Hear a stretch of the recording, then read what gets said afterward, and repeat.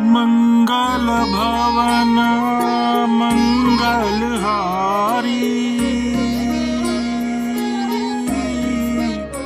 द्रवहु सुदशरथ अजर बिहारी। राम सिया राम जय जय राम, राम सिया राम जय जय राम।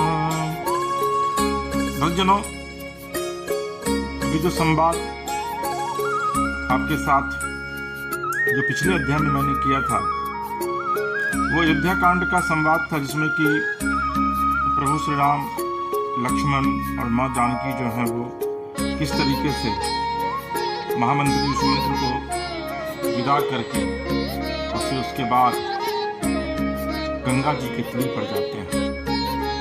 तो उसके के आगे की जो व्याख्या तुलसीदास ने की, उसका वर्णन आज करता हूँ। मागी नौ न केवटुआना, कही तुम्हार मर्म में जाना। चरण कमल रज कहूँ सब कही, अमानुष करनी मुरी कछुआई। जब केवटराज गु से श्री रामचंद्र जी गंगा पार उतरने के लिए नाव मांगते हैं, उसके बाद जो निषाद राज हैं वो कहते हैं, श्री राम ने जब केवट से नाव मांगी पर वह लाता नहीं। निषाद राज कहते हैं कि मैंने तुम्हारा मर्म भेद जान लिया है प्रभु, तुम्हारे चरण कमलों की धूल के लिए सब लोग कहते हैं कि वह मनुष्य बना देने वाली कोई जरी है। छुअत शिला भई नारी सुहाई, अपाहन तेन काट कठिनाई। तरनी मुनि घरिनी होई जाई, बाट परई मुरी नाव उराई। केवटराज कहते हैं कि जिसके छूते ही पत्थर की शिला सुंदरी स्त्री हो गई। मेरी नाव तो काठ की है, काठ पत्थर से कठोर तो होता नहीं। मेरी नाव भी मुनि की स्त्री हो जाएगी और इस प्रकार मेरी नाव उड़ जाएगी। मैं लुट जाऊंगा अथवा रास्ता रुक जाएगा, जिससे आप पार न हो सकेंगे और मेरी रोजी रोटी तो मारी ही जाएगी, मेरी कमाने खाने की राह ही मारी जाएगी। हे प्रभु, यही प्रतिपालो सब परिवारू, नहीं जानो कछु और कवारू। जो प्रभु पार अवसिगा चहु, अब मोहि पद पदुम पखारन कहु। मैं तो इसी नाव से सारे परिवार का पालन पोषण करता हूँ, दूसरा कोई धंधा नहीं जानता। हे प्रभु, यदि तुम अवश्य पार जाना चाहते हो तो मुझे पहले अपने चरण कमल पखारने दो, धो लेने के लिए कह दो। देखिए, दरअसल में केवटराज को यह पता था कि प्रभु श्री राम श्रृंग नारायण के अवतार, और अगर नारायण का चरण छूने को मिल जाए तो उसी में मनुष्य भवसागर से पार कर जाता है। और अगर आप प्रभु के चरण को पखारते हैं तो फिर तो आप सारे भवसागर से, सारे विघ्न बाधाओं से सबसे पार हो जाएंगे, मोक्ष मिल जाएगा। ऐसी पता था केवटराज निषाद को। पद कमल धोई चढ़ाई, नाना नाथ उतराई चहु। मोहि राम राउरियान दशरथ, सपत सब साची कहूँ। बरु तीर मारहूँ लखन पे जब, लगी न पाय पखारी। तब लगी न तुलसीदास नाथ, कृपाल पार उतारी हूँ।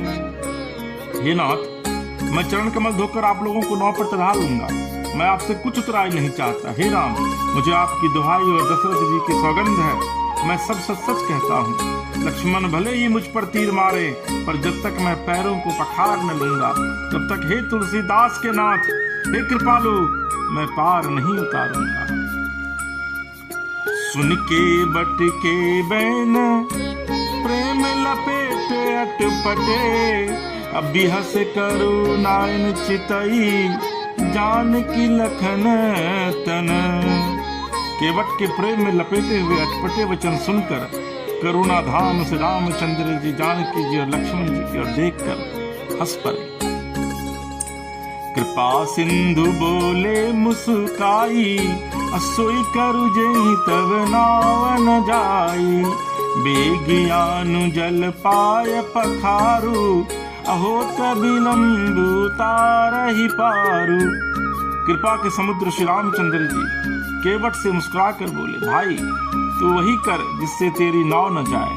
जल्दी पानी ला और पैर धो ले, देर हो रही है, पार तो उतार दे। जासु नाम सुमिरत एक बारा, उतरहि नर भव सिंधु अपारा।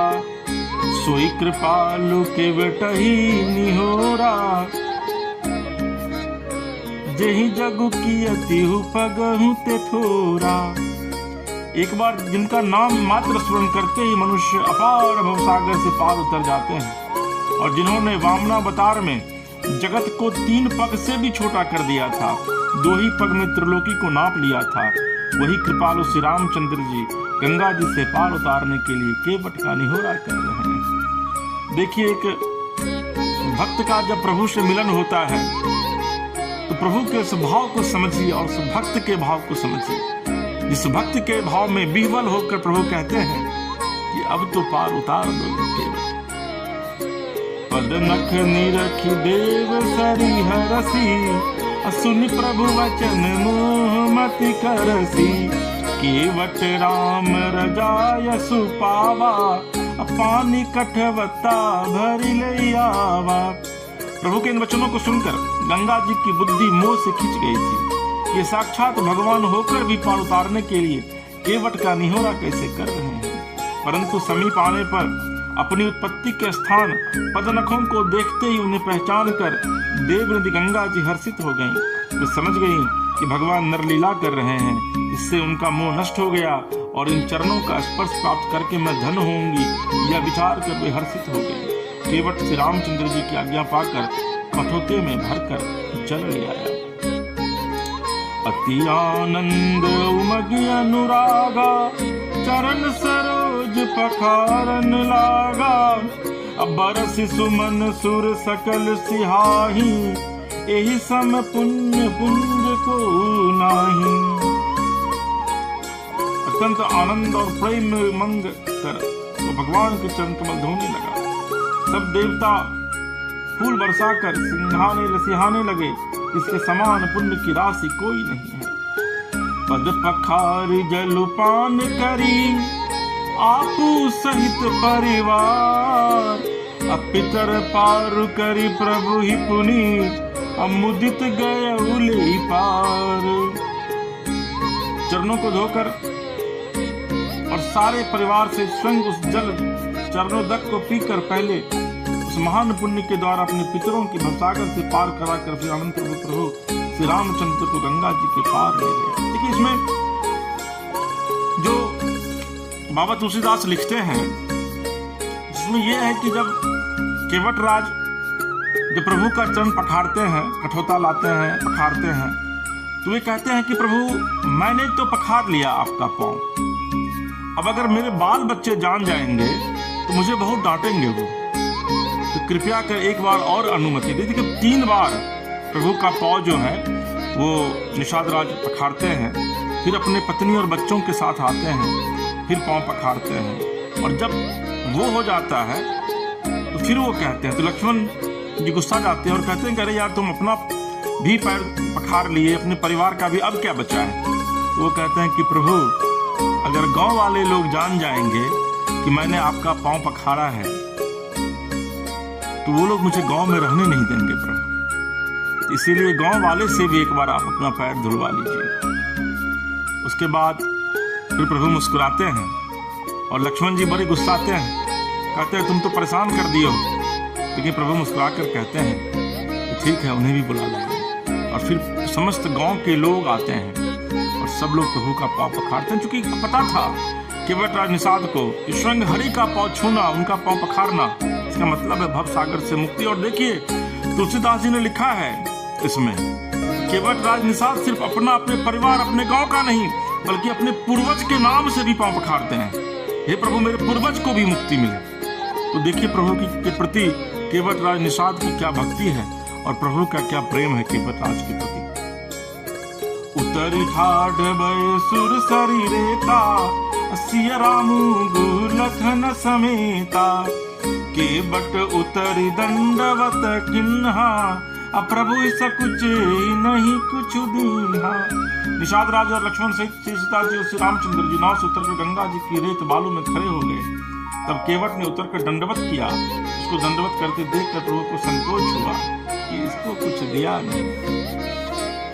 इसलिए कहा था कि प्रभु की अगर आप भक्ति करते हैं तो आप जान लीजिए कि प्रभु कभी किसी का ऋण नहीं रखते। अगर प्रभु का आप नाम लेते हैं, प्रभु का सुमिरन करते हैं सच्चे हृदय से, तो प्रभु कुछ न कुछ आपको देते जरूर है। पिय ही की सिय जान निहारी, मणि मुदरी मन मुदित उतारी, कहे कृपाल ले ही उतराई, केवट चरण गहे अकुलाई। पति के हृदय की जानने वाली सीता जी ने आनंद भरे मन से अपनी रत्न जटित अंगुली से उतारी। कृपालु श्री रामचंद्र जी ने केवट से कहा, नौ की उतराई तो ले लो। केवट ने व्याकुल होकर प्रभु के चरण पकड़ लिए। नाथ आजू मैं कहा न पावा, मिटे दोष दुख दारिद दावा, बहुत काल मैं किन्ही मजूरी, आजू दिन विधि बनी भली भूरी। केवट राज कहते हैं कि हे नाथ, आज मैंने क्या नहीं पाया। मेरे दोष दुख और दरिद्रता की आग आज बुझ गई है। मैंने बहुत समय तक मजदूरी की, विधाता ने आज बहुत अच्छी भरपूर मजदूरी दी। अब कछुनाथ न चाहिए मोरे, दीन दयाल अनुग्रह तोरे, कीर्ति बार मोहि जो देवा, सो प्रसाद में सिर धरि लेवा। हे नाथ, हे दीन दयाल, आपकी कृपा से मुझे कुछ नहीं चाहिए। लौटती बार आप मुझे जो कुछ देंगे वो प्रसाद में सिर चढ़ा कर ले लूंगा। बहुत किन्न प्रभु लखन सिया, नहीं कछु केवट लेई, विदा किन्न करुणायतन, भगति विमल बरु दे। रोष राम जी, लक्ष्मण जी, सीता जी ने बहुत आग्रह या यत्न किया पर केवट कुछ नहीं लेता। तब करुणा के धाम भगवान श्री रामचंद्र जी ने निर्मल भक्ति का वरदान देकर उसे वहां से विदा किया। तब मज्जनु करी रघुकुल नाथा, अपूजी पार्थिव नायउ माथा, सिय सुर सरी कहे कर जोरी, मातु मनोरथ पुर विमोरी। फिर रघुकुल के स्वामी श्री रामचंद्र जी ने स्नान करके पार्थिव पूजा की और शिव जी को सिर नवाया। सीता जी ने हाथ जोड़कर गंगा जी से कहा, हे माता, मेरा मनोरथ पूरा कीजिएगा। पति देवर संग कुशल बहोरी, आई करो जही पूजा तोरी, सुन सिय विनय प्रेम रस सानी, भई तब विमल बारी बरबानी।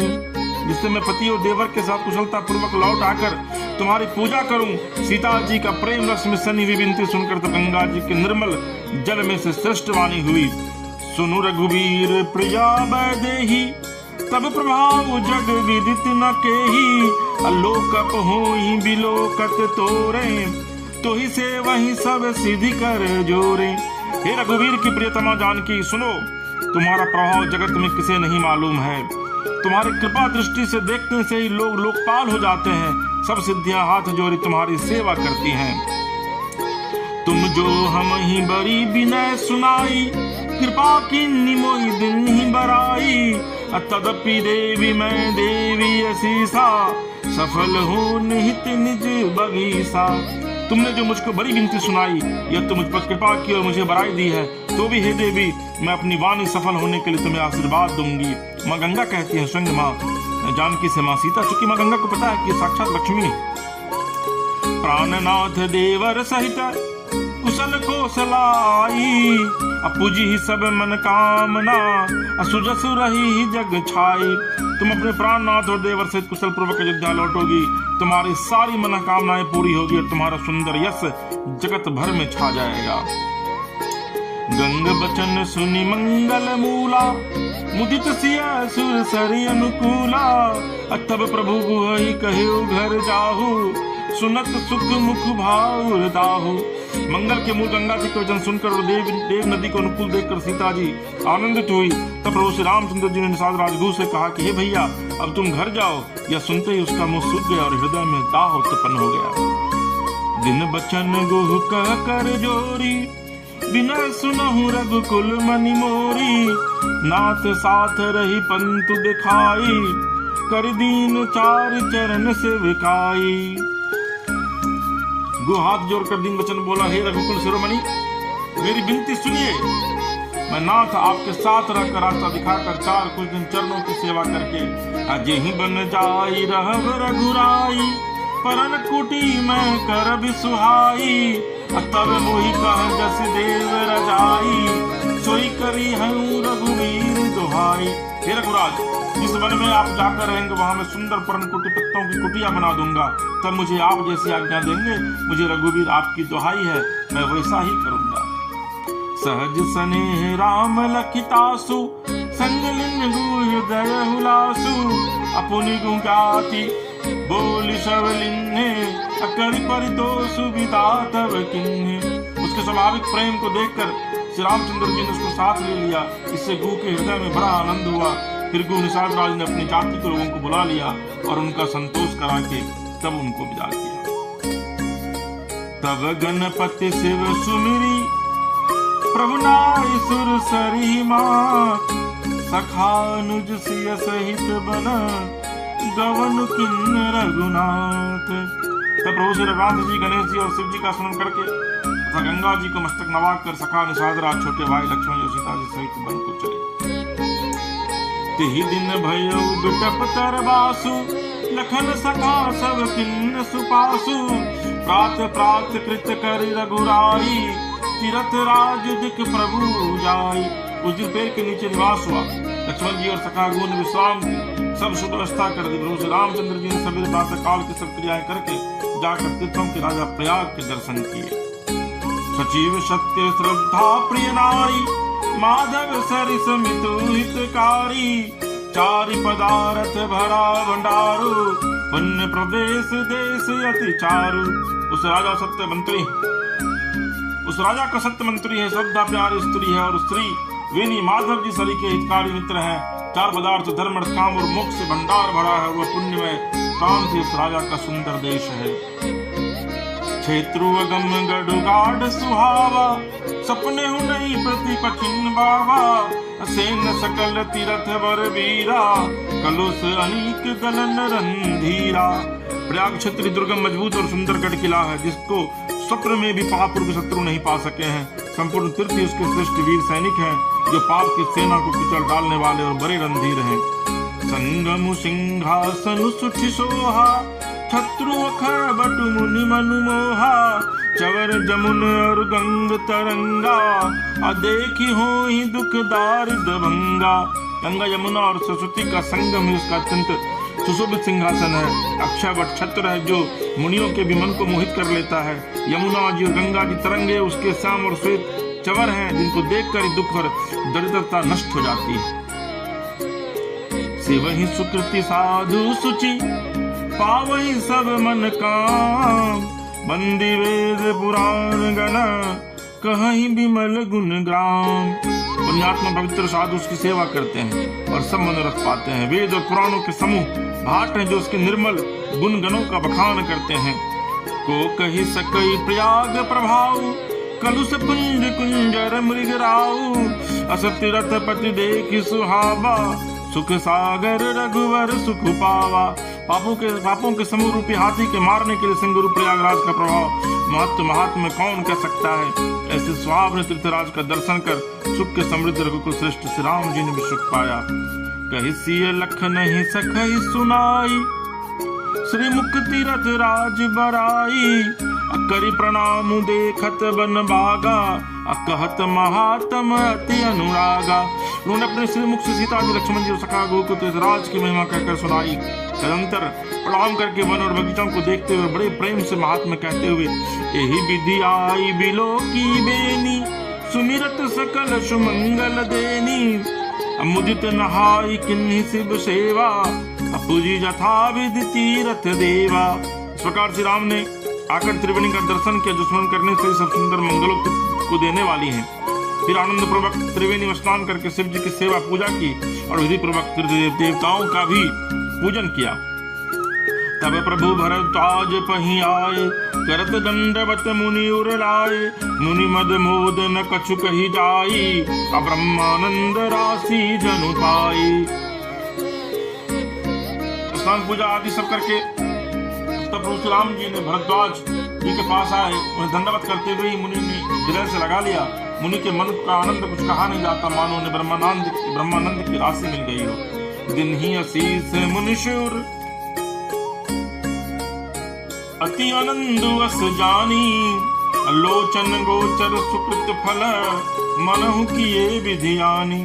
मुनीश्वर भरद्वाज जी ने आशीर्वाद दिया, उनके हृदय में सदान करते आनंद हुआ कि आज विधाता ने सीता जी लक्ष्मण जी सहित प्रभु श्री रामचंद्र जी के दर्शन कराकर मानो हमारे संपूर्ण पुण्यों के फल को लाकर आंखों के सामने कर दिया है। कुशल प्रसन्न करी आसन जिन्हें, कुछ प्रेम परिपूर्ण किन्हे, कंद मूल फल अंकुरनी के, दिए आनि मुनि मनु अभी अमी के। कुशल पूछकर मुराद ने उनको आसन दिए और प्रेम से पूजन करके उन्हें संतुष्ट कर दिया। फिर मानो अमृत के बने हों ऐसे अच्छे अच्छे कंदमूल फल और अंकुर ला कर दिए। सिय लखन जन सहित सुहाए, अति रुचि राम मूल फल खाए, भय विगत श्रम राम सुखारे, भरद्वाज मृदु वचन उचारे। सीता जी लक्ष्मण जी और सेवक दूसरे श्री रामचंद्र जी ने सुंदर मूल फलों को बड़ी रुचि के साथ खाया। थकावट दूर होने से रामचंद्र जी सुखी हो गए। तब भरद्वाज जी ने उनसे कौन वचन कहे, आजु सुफल तप तीरथ त्यागु, आजु सुफल जप जोग विरागु, सफल सकल शुभ साधन साजु, राम तुम ही अवलोकत आजु। हे राम, आपका दर्शन करते ही आज मेरा तप तीर्थ सेवन और त्याग सफल हो गया, आज मेरा जप योग और वैराग्य सफल हो गया, आज मेरे संपूर्ण शुभ साधनों का समुदाय भी सफल हो गया। लाभ अवधि सुख अवधि न दूजी, तुम्हारे दरस आस सब पूजी, अब करी कृपा देहु बरेहु, निज पद सरसिज सहज सनेहु। लाभ की सीमा और सुख की सीमा प्रभु के दर्शन को छोड़कर दूसरी कुछ भी नहीं है। आपके दर्शन से मेरी सब आशाएं पूर्ण हो गई। अब कृपा करके यह वरदान दीजिए कि आपके चरण कमलों में मेरा स्वाभाविक प्रेम हो। कर्म वचन मन छारि छलू, जब लग जनु न तुम्हार, तब लग सुख सपने हूँ नहीं, किए कोटि उपचार। जब तक कर्म वचन और मन से छल छोड़ के मनुष्य आपका दास नहीं हो जाता, तब तक करोड़ों उपाय करने से भी स्वप्न में भी वह सुख नहीं पाता। सुनि मुनि बचन राम सकुचाने, भाव भगति आनंद अघाने, तब रघुवर मुनि सुजस सुहावा, कोटि भांति कही सब ही सुनावा। मुनि के वचन सुनकर उनके भाव भक्ति कारण आनंद से तृप्त भगवान श्री रामचंद्र जी की दृष्टि से कुचा गए। जब अपने सोच को छिपाते हुए श्री रामचंद्र जी ने भरद्वाज मुनि का सुंदर सुयस करोड़ों अनेक प्रकार से कहकर सबको सुनाया। सो बर सो सब गुण गण गेहू, यही मुनि से तुम आदर देहू, मुनि रघुवीर परस परण वही, अब बचन अगोचर सुख अनुभव ही। उन्होंने कहा, हे मुनीश्वर, जिसको आप आदर दें वही बड़ा है और वही सब गुण समूहों का घर है। इस प्रकार श्री राम जी और मुनि भरद्वाज जी दोनों परस्पर विनम्र हो रहे हैं और अनिर्वचनीय सुख का अनुभव कर रहे हैं। यह सुधि पाए प्रयाग निवासी, बटु तापस मुनि सिद्ध उदासी, भरद्वाज आश्रम सब आए, देखन दशरथ सुवन सुहाए। यह श्री राम लक्ष्मण और सीता जी के आने की खबर पाकर प्रयाग निवासी ब्रह्मचारी तपस्वी मुनि सिद्ध और उदासी सब दशरथ जी के सुंदर पुत्रों को देखने के लिए भरद्वाज जी के आश्रम पर आए। राम प्रणाम किन्न सब काहू, मुदित भय लहि लोयन लाहू, अदेहि असीस परम सुख पाई, फिरे सराहत सुंदरताई। श्री रामचंद्र जी ने सब किसी को प्रणाम किया। नेत्रों का लाभ पाकर सब आनंदित हो गए और परम सुख पाकर आशीर्वाद देने लगे। श्री राम जी के सौंदर्य की सराहना करते हुए वे लौटे। राम किन्न विश्राम निशि, प्रात प्रयाग नहाई, चले सहित सिय लखन जन, मुदित मुनि सिरुनाई। श्री राम जी ने रात को विश्राम किया, प्रातःकाल प्रयागराज का स्नान करके प्रसन्नता के साथ मुनि को सिर नवाकर सीता जी लक्ष्मण जी और सेवक गुरु के साथ वे चले। मंगल भवन अमंगल हारी, द्रवहु सुदशरथ अजिर बिहारी। राम सिया राम जय जय राम। राम सिया राम जय जय राम। बोलिए सियापति रामचंद्र की जय। पवन सुत हनुमान की जय। हर हर महादेव। माँ गौरी पार्वती की जय। भक्तजनों, ये आज प्रभु श्री राम और देवराज निषाद गुह का संवाद था और बड़ा अद्भुत प्रसंग है। किस तरीके से प्रभु के का चरण छूने के लिए देवराज व्याकुल थे। और ये कहा जाता है कि राम का नाम लेने से ही लोग भवसागर से पार कर जाते हैं। और आगे वृतांत आपको सुनाऊंगा। आपको हमारा अगर ये मानस कथा श्री रामायण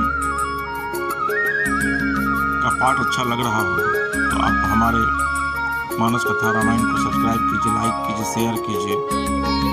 और अगर आप अपने इलाके में रामायण कथा निःशुल्क कराना चाहते हैं तो हमारे YouTube पर दिए गए नीचे जो दिया गया जो नंबर है उस पर आप संपर्क करें। यह कथा पूरी तरीके से निःशुल्क होगी। आप सभी भक्तजनों पर प्रभु श्री राम की कृपा